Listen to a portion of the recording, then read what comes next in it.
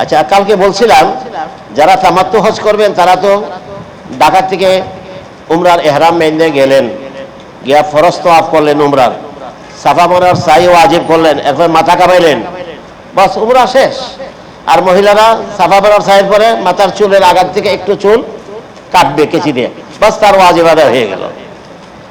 এখন বলছিলাম কালকে আপনারা পুরুষ যারা তারা 5 ওয়াক্ত নামাজ মসজিদে আদায় করবার চেষ্টা করবেন। এই তো বড় জামাত তো আর পাবেন না। তবে যদি মসজিদে ঢুকতে চান ফরজ নামাজ, তাহলে আজানের 1 ঘন্টা আগে রওনা দিতে হবে কম পক্ষে। আজানের সাথে সাথে রওনা দিবেন, তাহলে মসজিদের ভিতরে জায়গা পাবেন না, চত্বরে রাস্তায় পড়তে হবে। মন থাকবে। মহিলারা কি করবেন? মহিলারা শুনতেছেন, মনোযোগ দিয়ে চোখ বন্ধ করে শোনেন।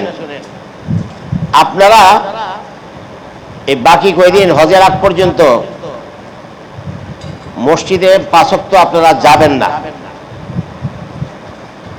মহিলারা আপনারা নিজ নিজ বাসায় নামাজ পড়বেন। কারণ আমরা পুরুষদের মধ্যে যারা আমরা একটু স্বাস্থ্যবান, আমাদেরও মসজিদে ঢুকতে বেরিয়ে অনেক সময় জান বেরিয়ে যায় চাপার কারণে, চাপে, এমন ভীষণ চাপ। কাজে আপনি যাবেন 5 ওয়াক্ত নামাজ পড়তে, মহিলা আপনারা দুর্বল, আল্লাহ বানাইছে মহিলাদেরকে দুর্বল করে। এই পুরুষের সাথে ধাক্কাধাক্কি চাপাচাপি না করে নিজের বাসায় নামাজ পড়বেন। তাহলে আপনার মনে একটা প্রশ্ন জাগবে, তাহলে হুজুর বললেন কি? কালকাতি বললেন মসজিদুল হারামে 1 ওয়াক্ত নামাজ পড়লে 1 লক্ষ রাকাত সওয়াব। আমরা মহিলা হওয়ার কারণে আমাদেরকে আপনি মাহরুম করলেন 1 লক্ষ সওয়াব থেকে। এটা প্রশ্ন।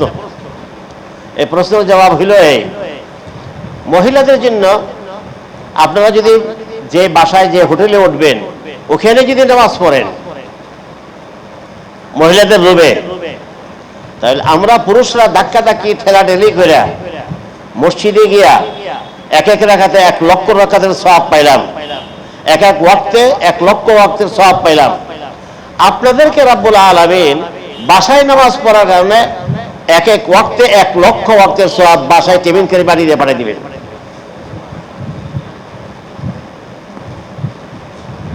টেবিল করে কথা বললাম কেউ বুঝেননি। আমার আব্বাজান বহুত বড় আলেম ছিলেন, 114 বছর হায়াত পাইছেন। ব্রাউনবাড়িয়া মাদ্রাসায় শিক্ষকতা করছেন 75 বছর। আব্বাজান মাজুর হয়ে গেলেন নাকি, বার্ধক্যের চরম। আশেপাশের গ্রামের অনেকে বলে হুজুর আমরা জিয়ারত করতে আসছি, হুজুরকে দাওয়াত দিতে আসছে। আমি উঠতে পারি না, আমাকে আপনার তো উঠতে হবে না, টেবিল করে বাড়ি দিয়ে ভাড়া দিব, আপনি শুধু কবুল করেন। এটা একটা সম্মান আর কি। আপনি এখানে কি করে যাবেন, যাইতে পারবেন না আমরা জানি, মানে মাজুর, আর পালকির ব্যবস্থাও নাই।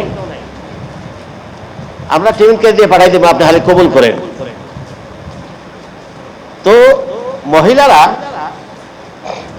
আমার তো মহিলাদের প্রতি শরীয়তের মাসলাগুলো যখন আমি পড়ি, মহিলাদের প্রতি আমার ঈর্ষা হয়, হিংসা না, ঈর্ষা হয় যে মহিলাদেরকে শরীয়তে এত ফেসিলিটি দিয়েছে।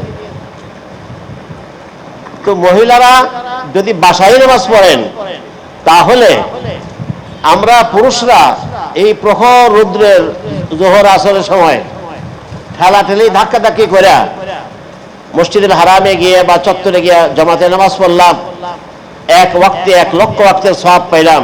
আপনারা বাসায় একা একা পড়বেন, আল্লাহ তাআলা টেবিল করে বাড়ি দিয়ে 1 লক্ষ ওয়াক্তের সওয়াব পৌঁছে দিবে। আচ্ছা, সওয়াব যদি বাসায় বসে পান তাহলে ফেরত যাবেন কেন? কিছু অফিসার আছে রিটায়ার্ড হওয়ার পরেও অফিসে যায়, দরকার নেই, হয়তো এই পাবে কি কয়টা রে টেনশন না পেনশন, তারপরও তার ওই দীর্ঘ 35 বছর 40 বছর চাকরি করছে, মাঝে মাঝে গিয়ে আড্ডা মারে। তোমার তো এখানে আসতে হবে না, তোমার তো পেনশন তো পাঠিয়ে দিতেছি বাড়িতে, তারপর হয়ে যাবে। মহিলাদের ভিতরে এই টেন্ডেন্সি আছে না আমরা যাব, ধাক্কা ধুক্কা যত হলে আমরা যাব। যে পুরুষদের সাথে ধাক্কাধাক্কি করা এটা কি ভালো? মহিলাদের জন্য এটা তো ভালো ভালো না। যাবেন না আপনারা, বাসায় নামাজ পড়বেন। পুরা সবই যদি মাকসাদ হয় তাহলে কেন আপনি ধাক্কাধাক্কি করতে যাবেন? এরপর আরেকটা প্রশ্ন জাগবে আপনাদের মহিলাদের, সেটা বলে দিই। হুজুর সব মানলাম, তো পুরুষরা পুরুষ হওয়ার কারণে 5 ওয়াক্ত নামাজ মসজিদে গিয়ে পড়লো, মসজিদুল হারামে 5 বার আল্লাহর ঘরটা দেখলো। আমরা মহিলা হওয়ার কারণে আল্লাহর ঘরটা তো দেখতে পারলাম না। এখান থেকে তো আমরা মাহরুম হয়ে গেলাম। এই একটা দুঃখ রয়ে গেল। হ্যাঁ, এই দুঃখের ওষুধও দিয়ে দিতেছে। ওষুধটা হইল এই, আপনারা মহিলারা করবেন কি, বাসায় সারাদিন ঘুমাবেন, জোহরের সময় জোহরের নামাজ, আসরের সময় আসরের নামাজ পড়বেন, এশার নামাজ পড়বেন, পরে খানা টানা খেয়ে রাত্রে 11টার পরে আপনারা কয়েকজন মহিলা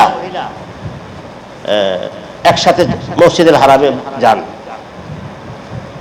কয়েকজন মহিলা একবার যাওয়াতে তার পরিচয় হয়ে গেছে কিভাবে যেতে হয়।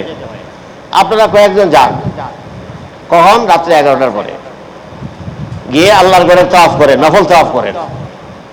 মহিলাদের যে কোনো বাধা বিধা নাই। আমাদের এখনো কিছু বাধার সৃষ্টি করছে অন্যায়ভাবে সৌদি সরকার, এহরাম না থাকলে যাইতে দেয় না। এই করোনার পরে থেকে এই করুণ দুর্দশা আমাদের উপর। তো মহিলাদের জন্য আবার কোনো অসুবিধা নেই। তো মহিলারা আপনারা গিয়ে তাওয়াফ করবেন, আল্লাহর ঘর প্রাণ ভরে দেখবেন।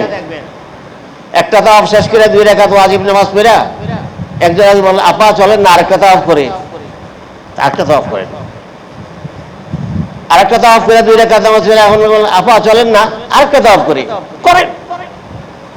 রাত্রে 3টা পর্যন্ত আপনারা যতটা পারেন তাওয়াফ করেন। আর 2 রাকাত নামাজ পড়া কাবা ঘরের দিকে প্রাণ ভরে থাকান। যে সুযোগটা আমাদের ছিল না, পুরুষদের দিয়ে দিলাম।